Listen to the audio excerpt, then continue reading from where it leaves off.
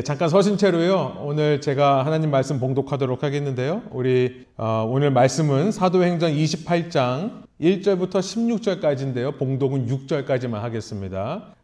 저와 여러분이 한 절씩 번갈아 가면서 읽고 마지막 6절은 함께 읽도록 하죠. 제가 먼저 1절부터 읽습니다. 우리가 안전하게 목숨을 구한 뒤에야 비로소 그곳이 몰타 섬이라는 것을 알았다.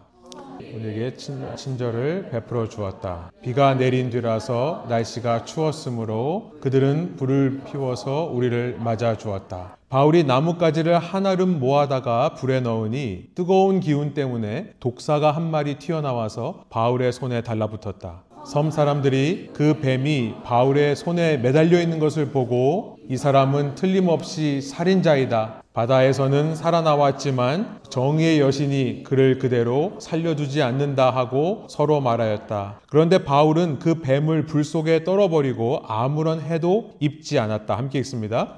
섬 사람들은 그가 살이 부어오르거나 당장 쓰러져 죽으려니 하고 생각하면서 기다렸다. 그런데 오랫동안 기다려도 그에게 아무런 이상이 생기지 않자 그들은 생각을 바꾸어서 그를 신이라고 하였다. 아멘. 함께 앉으셔서 말씀 나누겠습니다. 설교의 제목을 몰타를 거쳐서 로마로 인도하신 하나님의 섭리라고 해봤습니다. 몰타를 거쳐 로마로 인도하신 하나님의 providence, 섭리. 우리 인생을 항해에 비유한다면요.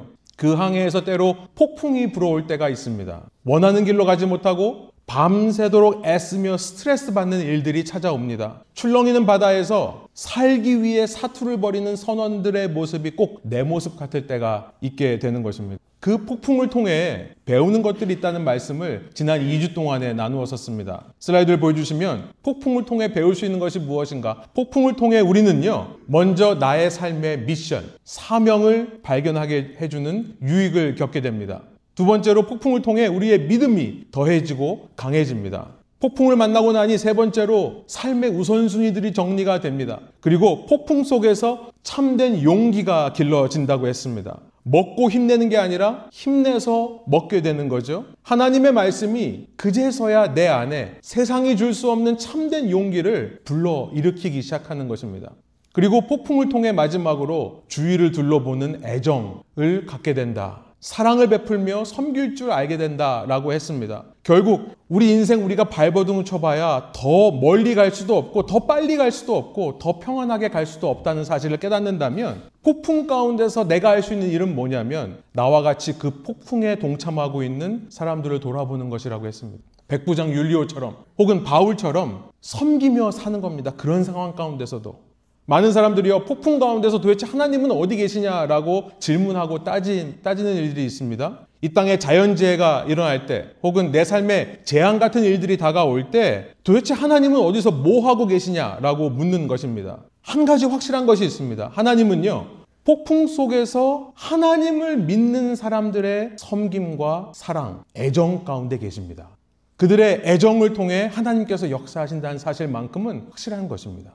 그런데 우리가 이렇게 폭풍을 통해 배우는 것이 있다는 것은 알겠는데요. 인정하겠는데요. 그런데 막상 폭풍을 겪고 있는 상황 가운데서는 너무나 괴롭고 힘든 것이 사실입니다. 머리로는 알겠는데 마음에 와서 닿지를 않을 때가 있는 겁니다. 바로 거기서부터 불안하고 초조함이 생겨납니다. 오늘은 그 얘기를 좀 해보려고 그래요. 제가 제 청년 시절을 가끔씩 생각해 보는데요. 제가 제 의지와 상관없이 갑자기 한국에 있다가 하와이에 와가지고 우리 부모님하고 같이 제 동생하고 같이 살게 되었을 때 제가 제일 많이 하던 것이 뭐였냐면은 밤에 아버지 차를 타고 와이키키 비치를 가요. 굉장히 가깝거든요. 하와이는 모든 게 다 뭐 10분, 15분 내에 갈 수 있습니다. 와이키키 비치 혼자 가가지고 그 파도를 바라보면서 왔다 갔다 하는 파도를 바라보면서 파도가 몰려올 때마다 난 뭐하고 살지? 난 어떻게 살아가야 되지? 이런 고민을 한참 한 30분 정도씩 하고 그러고 돌아왔던 기억이 나요. 내가 지금 당하고 있는 고난의 목적과 이유가 무엇인지가 도대체 보이지를 않는 겁니다. 그리고 이 고난이 지나고 나면 그 후에 내 삶의 모습은 어떤 모습일까도 보이지가 않는 겁니다. 알 수도 없는 겁니다. 마치 바울이 탄 배가 이 구름과 폭풍에 가려가지고 방향 감각을 잃고 어디가 하늘이고 어디가 바다인지도 모른 채 그렇게 2주 넘는 시간 떠밀려 왔던 것처럼 말이죠. 그때 여러분, 오늘 이 사도행전 28장 1절부터 16절의 이야기를 여러분이 꼭 기억하시기 바랍니다. 이 이야기 속에 우리의 소망이 있고 희망이 있는 줄로 믿습니다. 1절에 보니까요, 파선당한 276명 모두가 살아나서 드디어 땅을 밟게 되는데요. 우리는 그냥 이렇게 읽지만 실제로 그 흔들리는 배 위에만 있다가 죽을 줄 알았는데 땅을 밟았을 때의 그 안정감, 안심이 얼마나 컸을까요? 얼마 만에 땅을 밟아보는 겁니까? 근데 그곳 이름이 몰타라고 한다는 것으로부터 28장의 이야기가 시작됩니다. 몰타라는 이름이 말씀드린 대로 피난처라는 의미인 겁니다. 결코 우연이 아니에요. 하나님께서는 이렇게 폭풍을 겪는 모습을 보여주셨는데요. 27장에서 이런 폭풍을 허락하셨는데요. 그런 폭풍 속에서 이미 이들을 안전한 피난처로 이끌고 계셨다는 것을 깨닫게 되는 것이죠. 여러분, 이 사실을 기억하시면서 안심하시길 바랍니다. 흔들리시는 분이 있다면, 폭풍을 맞는 것 같은 상황을 지내는 분이 있다면 안심하기를 바라요. 하나님께서 이미 우리의 피난처, 우리의 몰타를 예비해 두고 계신다는 것. 단지 지금 보이지 않을 뿐입니다. 오늘 말씀이 그것을 확실하게 말씀해 주시는 것 같아요. 7절에 보니까요, 그 섬에 갔더니 어떤 일이 벌어집니까? 그 섬의 추장인 보블리오라는 사람이 이 바울과 일행을 맞아들여서 3일 동안 정말 엔터테인, 이 먹고 쉬게 해줍니다. 그리고 10절에 가보면 극진한 대접을 받고요. 3개월 동안 머물면서 이제 다시 로마로 떠날 때 항해에 필요한 모든 물건들을 배에 실어줍니다. 폭풍 속에서 잃어버렸던 것들, 폭풍 속에서 바다에 던졌던 것들을 하나님께서 다시 회복시켜 주시는 시간들이 이 몰타에서 이루어지는 겁니다. 이런 피난처로 우리의 인생을 이끌고 계신다는 사실. 여러분, 시간이 지나고 나면 우리 그런 일이 있잖아요. 내 인생에서 왜 그렇게 조마조마하고 왜 그렇게 근심 걱정했을까 생각하는 상황들. 저도 그 와이키키 비치에서 파도를 바라보던 제 모습을 계속 떠올립니다. 그러면서 그때 뭐 그렇게 힘들다고 맨날 저랬을까? 혼자 분위기 잡고 뭐 하는 거였지? 라는 생각이 드는데요. 시간이 지나고 보면 그때 내가 괜히 그렇게 불안했구나 라고 하는 일들이 너무나 많지 않습니까? 하나님의 나를 향하신 계획은 반드시 존재하고 있고요. 반드시 이루어질 것인데 그때 전공 뭐 할지, 어떤 사람과 만나서 결혼할지, 내 앞으로의 직장은 뭘지 이런 거 고민했었거든요. 뭐가 그렇게 불안했을까 돌아보게 되는 것입니다. 그래서요. 오늘 내가 할 수 있는 최상의 노력은 뭐냐면 하나님을 더 잘 믿는 것 외에는 없습니다. 내 신앙이 깊어지는 것 외에는 없습니다. 하나님께 뭘 보여주세요, 뭘 알려주세요라고 얘기하기 전에 그 하나님이라고 부르는 존재를 더 믿고 신뢰하는 것만이 답인 것입니다. 그러면 자연스레 삶의 걱정들과 불안들이 물러갈 줄로 믿습니다. 폭풍 한가운데서 잊지 말아야 될 것은 그때 우리가 할 일은 걱정거리를 해결하기 위해, 불안거리들을 해소하기 위해 노력하는 일이 아니라는 것. 걱정하지 말자, 잘 될 거야, 평안하자 해서 될 일이 아니라 그때 해야 될 일은 내 삶을 주님께 맡겨드리는 연습과 훈련을 하는 것입니다. 주님께서 나에게 반드시 피난처를 허락해 주실 것을 믿고 맡기는 것입니다. 그래서 우리 아이들과 얘기했지만요. 하나님을 잘 믿는 게 내가 내 자신에게 해줄 수 있는 최고의 선물인 거예요. 여러분, 이제 연말이 다가오고 있습니다. 크리스마스가 다가오고 있어요. 어떤 크리스마스 선물을 여러분에게 해주실 겁니까? 새해에 여러분 자신에게 어떤 선물을 해주시기 원하세요? 여기 있습니다. 제가 선물 드린 거예요, 이미. 제가 크리스마스 선물 드린 겁니다. 새해 선물도 드린 겁니다. 2절, 몰타 섬의 사람들이 이들에게 친절을 베풀어 줍니다. 추운 가을 날씨에 게다가 물에 빠진 사람들, 게다가 비까지 내리는 상황이니 얼마나 추웠겠습니까? 그 섬 사람들이 불을 피워주는데요. 그런데 3절 우리 한번 함께 읽어볼까요? 3절입니다. 바울이 나뭇가지를 한아름 모아다가 불에 넣으니 뜨거운 기운 때문에 독사가 한 마리 튀어나와서 바울의 손에 달라붙었다. 기가 막힌 일이 벌어지죠. 그런데 저는 그 기가 막힌 일을 말하기 전에 이 3절 말씀 속에요. 바울이 어떤 사람인가가 정말 잘 묘사되어 있다고 생각합니다. 저는 이 표현이 놀라워요. 바울이 나뭇가지를 한아름 모아다가. 마치 그 시대에 종들, 서번트들이 하던 모습인 겁니다. 그럼 바울은 안 춥고 안 힘들었을까요? 허리가 안 아팠을까요? 그 흔들리는 배에서 균형 잡느라 모든 근육이 다 아팠을 것입니다. 그런데 왜 바울이 해야 되죠? 지금 276명이 누구 덕 때문에 살아난 겁니까? 바울의 말을 듣고 살아난 겁니다. 그러면 바울을 위해 이 배를 탔던 사람들이 나뭇가지를 들고 와 줘야죠. 왜 바울이 나뭇가지를 주우러 다니냐는 거예요. 놀랍지 않습니까? 저 같으면 춥네. 어디 나뭇가지 좀 있었으면 좋겠다. 이랬을 것 같아요.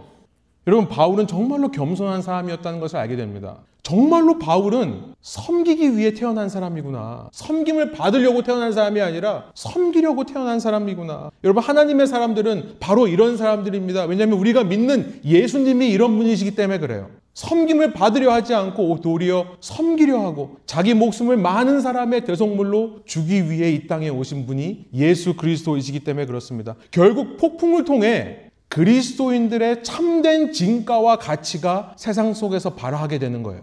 사랑하는 여러분, 우리는 사도행전을 통해 계속해서 이 땅의 교회의 모습이 어떠해야 되는지를 보고 배우고 있습니다. 그런데 사도행전 속에 묘사된 교회의 모습은요, 계속해서 반복되는 게 무엇이었습니까? 세상의 칭찬을 받아요. 세상 사람들에게 이 사람들은 매력적으로 보인다는 사실입니다. 그리고 그 매력이 가장 크게 드러나는 순간이 바로 풍 가운데예요. 그때 세상은 주목합니다. 과연 저들이 믿는 예수처럼 사는가?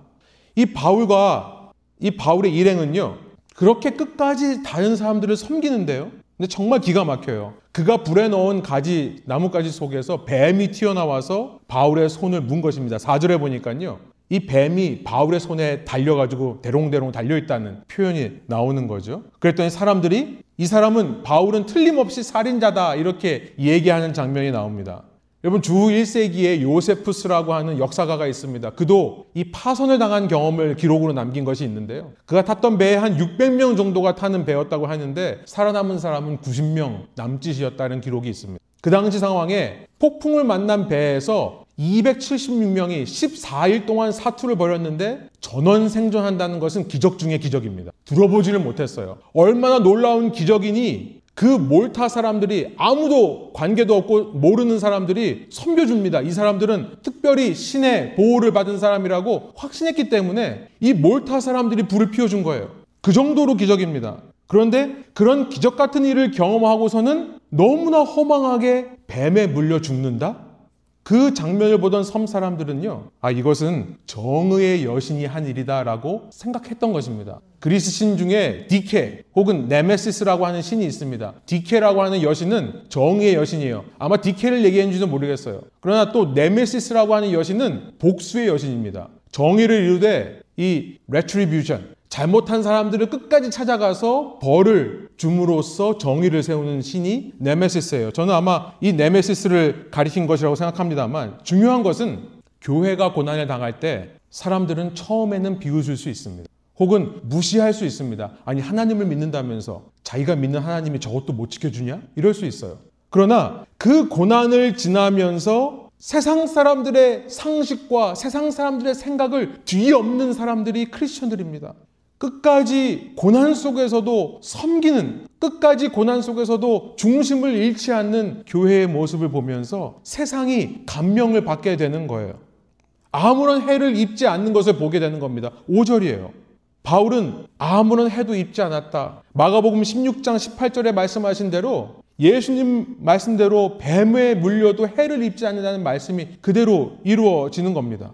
여러분, 신자들은요, 폭풍을 만나고 또 폭풍이 끝나고 나서 또 고난을 당하지만 저들의 삶에는 이 폭풍과 이 고난이 아무런 영향을 주지 못하는구나. 이 사실을 세상이 깨달을 때 어떤 일이 벌어지냐면요, 6절입니다. 그가 죽을 것이라고 지켜보던 그들이 죽지 않자 어떻게 되어 있어요? 생각을 바꾸었다. 자신들의 생각을 바꾸어서 그를 신이라고 하였다. 여러분, 우리 주위에 이런 일들이 일어나기를 소원합니다. 세상이 우리를 주목하여 보다가 저들의 생각이 바뀌는 일, 저들의 마음이 달라지는 일. 신이라고 생각하니까요, 7절에 나와 있는 대로 그 섬의 추장이 불러다가 3일 동안 먹고 마시게 쉬게 해주었고요. 8절에 보니까요, 마침 보블리오의 그 추장의 아버지가 열병에 걸려서 누워있는데 9절에 보면 바울이 기도하고 안수해서 낫게 해주니까 그 마을 사람들이 다 몰려옵니다. 예수님의 능력이 그 마을에 전파되는 일이 벌어지는 겁니다. 그래서 아까 살펴본 대로 떠날 때까지 극진하게 이 3개월 동안 섬 사람들이 바울의 일행을 섬겨주는 모습으로 10절이 끝나고 있습니다. 저는 여기서 이런 생각이 들기 시작합니다. 주님께서 혹시 이 일을 위해 바울의 일행을 몰타로 인도하신 거라면 어떨까? 그들이 제정신으로는, 그들이 잔잔한 바다였다면 결코 찾지 않을 그 작은 섬을 주님께서 기억하셔서 그들에게 예수 그리스도라는 이름을 전하기 위해 폭풍을 만나게 하신 거라면 어떨까? 우리의 삶이 우리가 원하지 않는 방향으로 간다고 해서 하나님의 뜻이 없는 것이 아닙니다. 단지 우리가 그 상황에는 모를 뿐인 거예요. 나중에 바울이 감옥 속에서 자기 삶을 되돌아볼 때 그때 그래서 하나님이 내가 파선하는 경험을 하게 하셨나 보다 하지 않았겠습니까? 11절부터 16절 시간이 없으니까 제가 그냥 요약만 하면요. 바울은 그 섬에서 겨울을 납니다. 그리고 이 디오스그로 트윈 가즈라는 이름이 붙은 배를 타고 지도를 보시면 시실리의 시라큐즈를 지나서 이탈리아 반도의 레기엄을 거쳐서 보디올, 푸티올리라는 곳에 도착하게 되고요. 거기서부터 이제 걸어서 로마로 가게 됩니다. 저 위에 보이시죠? 그리고 그 사이에 Three Inns, Taverns라는 곳이 있는데요. 15절에 나옵니다. 15절 우리 한번 함께 읽어볼까요? 거기 신도들이 로마의 신도입니다. 우리 소식을 듣고서 아피온 광장과 트레스 마을까지 우리를 맞으러 나왔다. 바울은 그들을 보고 하나님께 감사를 드리고 용기를 얻었다. 그런데 그때 이 부디올에서 도착한 바울의 소식을 들은 로마의 신자들이요. 바울을 보기 위해 마중을 나왔다고 되어 있는데 무려 33마일이나 떨어진 이 트레스 마을까지 나오게 됩니다. 33마일을 걸어서 마중 나와요. 여러분 33마일을 걸어서 마중하는 경우가 있었을까요? 당시에? 아마 거의 없었을 겁니다. 왜 이렇게 이들은 바울을 보기 위해 33마일을 걸어 나왔을까요? 이때로부터 수년 전 바울이 고린도에서 겨울을 날 때 그때 로마를 향해 편지를 썼잖아요. 그 편지가 전해져서 이제 로마에 있는 크리스천들이 바울을 만나기를 소망하는 마음이 생겼을 것입니다. 아무리 그래도 그렇지 33마일이나 되는 거리를 걸어와서 맞이하는 경우를 본 적이 없습니다. 누가요? 누가 이런 경우를 본 적이 없죠? 지금 이 모든 바울의 모습을 지켜보는 사람들이 있습니다. 이 이야기 속에는요. 바로 백부장 율리오를 포함한 로마 군사들이에요. 이 모든 상황을 다 보고 있습니다. 그리고 끝까지 바울을 후송하기 위해 가고 있는 상황이거든요. 그래서 16절 이제 설교의 포인트로 들어옵니다. 우리 16절 한번 함께 읽어볼까요? 우리가 로마에 들어갔을 때에 바울은 그를 지키는 병사 한 사람과 함께 따로 지내도 된다는 허락을 받았다. 로마에 도착하자마자 여러분 16절에는요 우리가 놀랄 수밖에 없는 일이 벌어지는 장면입니다. 여러분 놀라셔야 돼요. 이거 보면서 어떻게 이럴 수 있지? 바울은요 죄수의 신분으로 로마에 왔으면 던전 감옥, 그러니까 지하 감옥에 갇혀야 됩니다. 그런데 나중에 28장 30절에 가보면요 자기가 렌트를 내며 살 수 있는 집을 구해요. 지금 16절이 무슨 말씀을 하냐면 바울에게 허락되는 겁니다. 뭐가 허락되냐면 네가 알아서 집을 구해서 그냥 거기 머물 수 있는 특권이 허락된다는 거예요. 쉽게 말하는 하우스 어레스트입니다. 가택연금이에요. 가택연금. 그를 후송한 율리오와 로마 군인들의 호의가 아니었다면 결코 이런 일이 일어날 수가 없습니다. 그래서 어떤 사본에는요 16절에 이것은 율리오가 그곳 로마에 있는 사람들에게 상황을 설명해서 가능한 일이었다라고 하는 그런 기록이 추가된 곳이 있습니다. 더 놀라운 사실은요, 저에게 더 놀라운 사실은요, 16절을 자세히 보면 알 수 있습니다. 다시 16절을 보여주시면, 이렇게 가택연금인 대신에, 지하 감옥이 아니라 하우스 어레스트, 가택연금인 대신에 바울을 지키기 위해 군사 중에 한 사람이 보내지게 돼요. 간수로요, 가드로. 그 집에 보내져서 그 집에서 함께 생활하며 지키게 됩니다. 제가 지난 시간 말씀드렸죠. 로마 법은요, 이 죄수의 모든 죄가 이 간수가 함께 지켜야 될 것 중에 하나입니다. 그러니까 무슨 말이냐면 간수는 이 죄수만이 아니라 죄수의 죄까지 지켜요. 그래서 만약에 죄수가 도망하면 사람은 없어졌지만 죄는 남거든요. 그 죄를 군사가 이 간부가 가드가 담당하게 되는 그런 법이 로마법입니다. 그래서 죄수가 도망하지 못하게 반드시 죄수와 간수를 군사를 쇠사슬로 엮어요.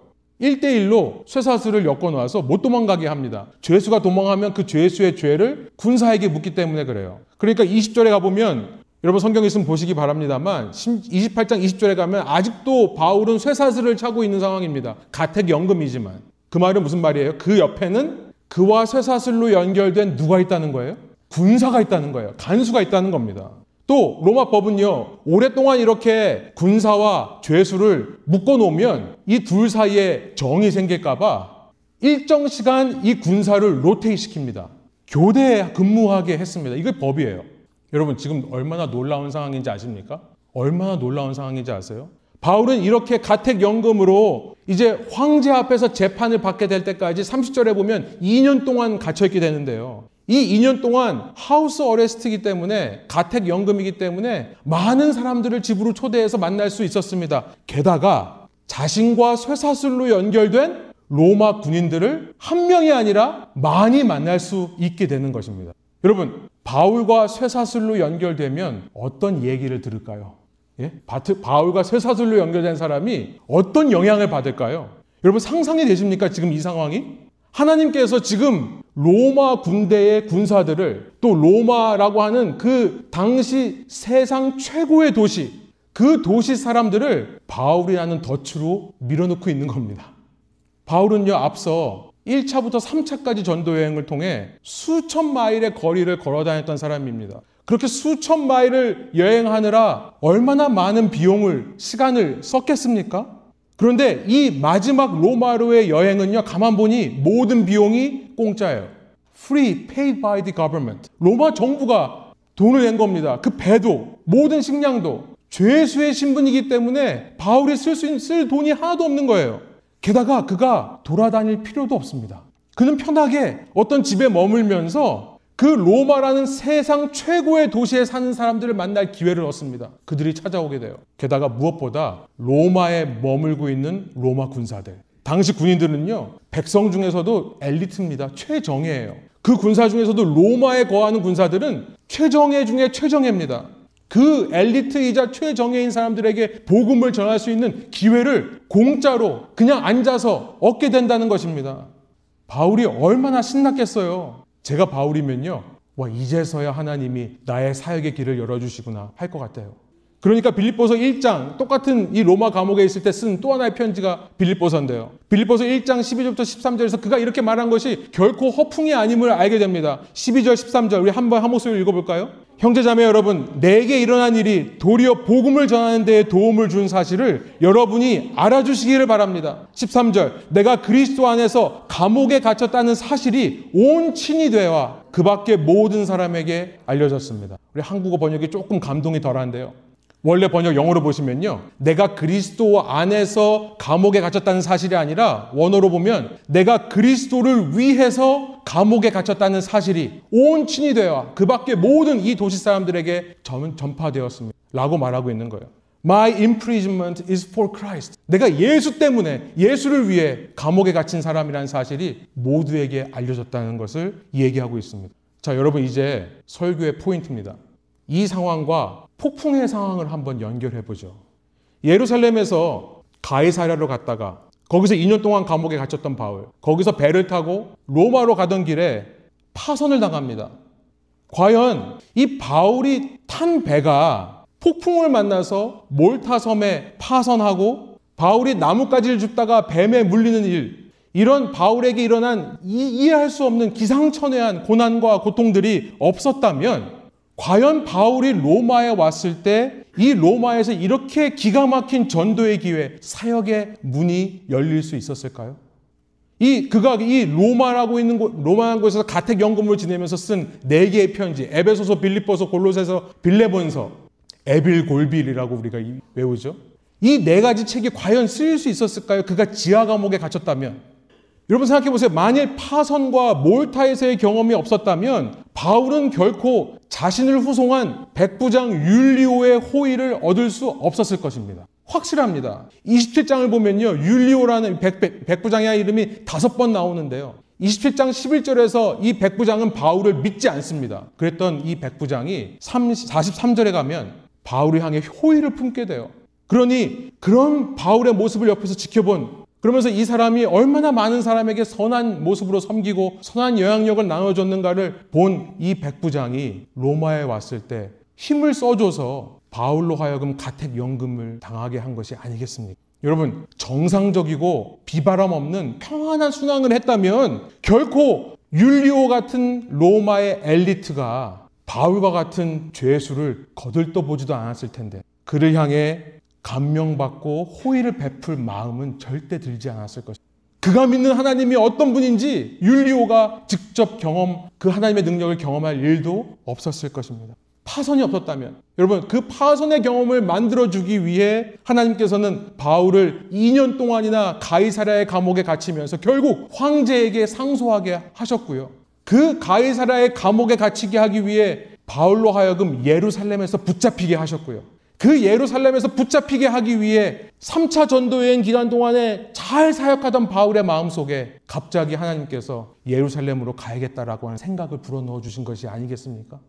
이미 하나님께서 이 피난처를, 이 놀라운 사역의 기회를 알고 계셨고 준비하고 계셨기 때문에 한 걸음 한 걸음, 우리 눈에는 예루살렘으로 가면 고난이고 가이사랴에 갇힌 것도 고난이고 파선한 것도 고난인데 뱀에 물리는 것도 고난인데 왜 이런 걸 허락하시냐 하겠지만, 하나님은 바로 그 놀라운 일들을 이루시기 위해 이것들을 허락하실 수밖에 없다는 사실. 그래서요, 하나님의 인도하심은요, 그 당시에는 모를 수 있지만 이렇게 한치의 오차와 실수 없이 정확하게 이루어지는 것이라는 사실을 우리가 이 본문을 통해 발견할 수 있게 되는 것입니다.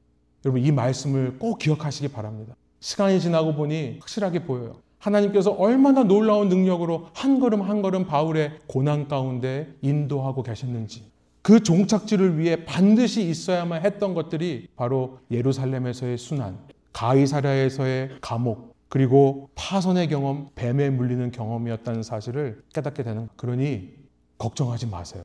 불안해할 필요 전혀 없습니다. 말씀을 정리해 볼게요. 폭풍을 통해 얻는 유익이 있다는 것은 알겠지만 막상 폭풍의 시간을 지나는 그 사람의 삶은 참으로 고되고 힘들 수 있습니다. 그때 오늘 28장 1절부터 16절의 말씀이 저의 마음속에 소망으로, 희망으로 기억되기를 소원합니다.